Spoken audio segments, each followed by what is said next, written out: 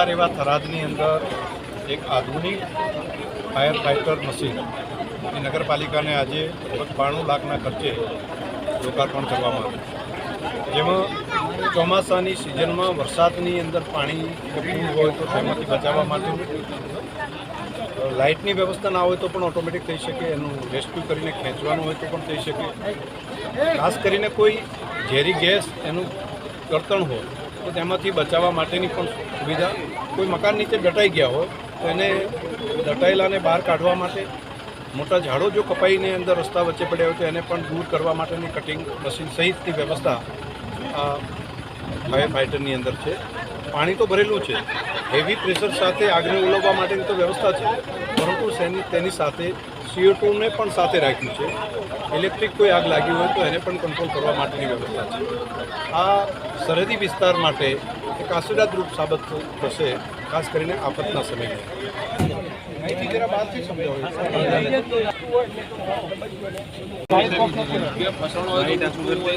Vehicle આવી ગયો હોય ત્યારે અચાનક આટલા 50 માણસો ભેગા થાય તો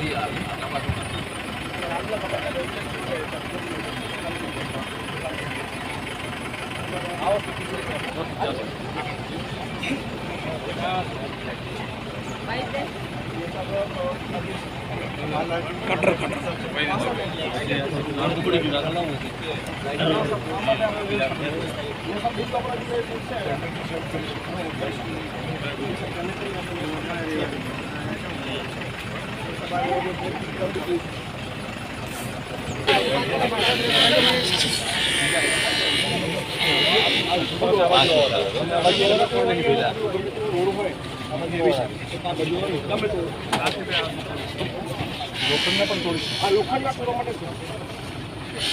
ઓલું લાકડા માટે બાજુ આપણે ગાડી લાકડા માટે બીજું કરે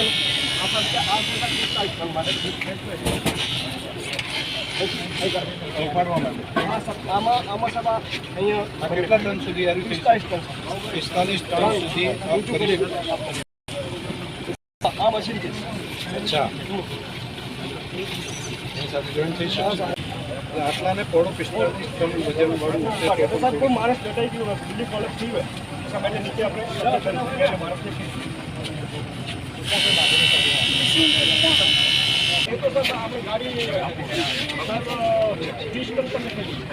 પાછળ આગળનો જે વસ્તુ છે એ 4 ટન ખેંચી શકે.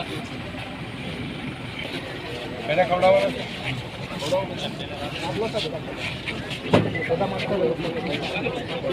તમે જાતે આપજો, નહીતર એકની જગ્યાએ 2 થશે. એ પણ અંદર જ રહેશે. અને ઓક્સિજનના બોટલ કેટલી જશે અંદર?